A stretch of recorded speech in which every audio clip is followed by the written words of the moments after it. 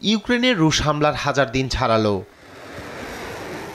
এরই মধ্যে যুক্তরাষ্ট্রের সরবরাহ করা দূরপাল্লার ক্ষেপণাস্ত্র দিয়ে প্রথমবারের মতো রাশিয়ার ভূখণ্ডে হামলা চালিয়েছে ইউক্রেন।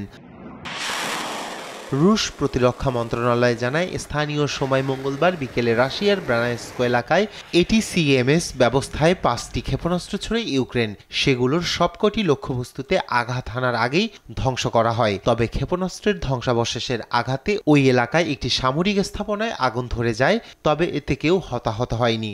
সেই সঙ্গে এই হামলার যথাযথ এবং সঙ্গতিপূর্ণ জবাব দেওয়ার ঘোষণা দেয় রুশ বাহিনী।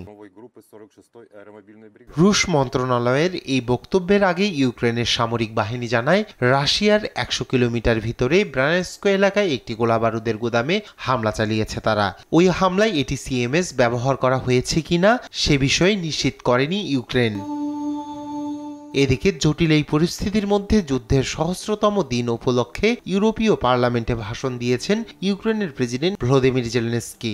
শত্রুদের হারিয়ে নিজেদের জয়ের আশাবাদ ব্যক্ত করেন তিনি।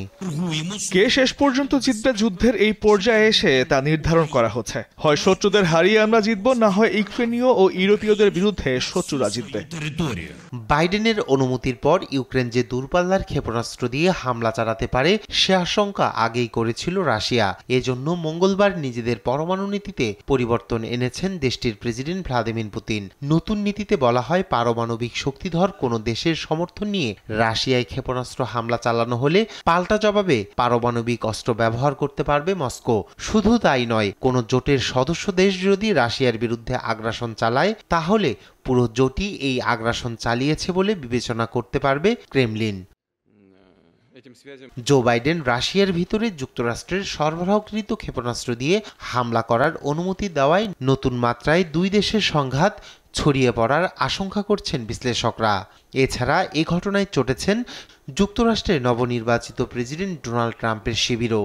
আগামী জানুয়ারিতে ট্রাম্প প্রেসিডেন্ট পদে বসার আগেই বাইডেন প্রশাসন তৃতীয় বিশ্বযুদ্ধ বাধাতে চাইছে বলেও দাবি করেন তারা।